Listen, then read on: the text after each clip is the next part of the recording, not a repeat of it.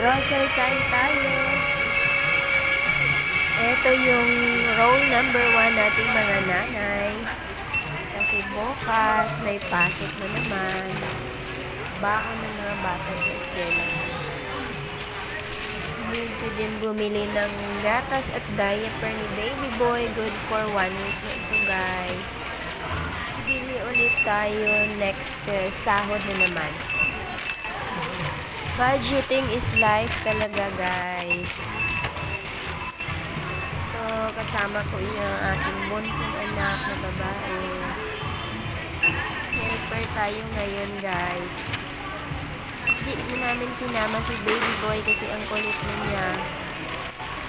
Hirap pag merong bit-bit na bata. Lalo na ngayon, ang kulit na ni baby boy. Bilis na niyang tumakbo, guys. Ako. Hanapin mo. Dito mamaya, dadaan pa kami ng wet market. Bibili ng ulam.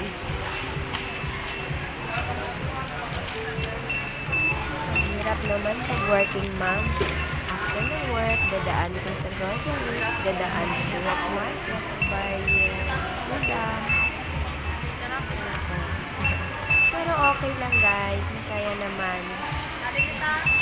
Hanggang dito na lang po. Bye-bye. Thank you so much for watching, guys.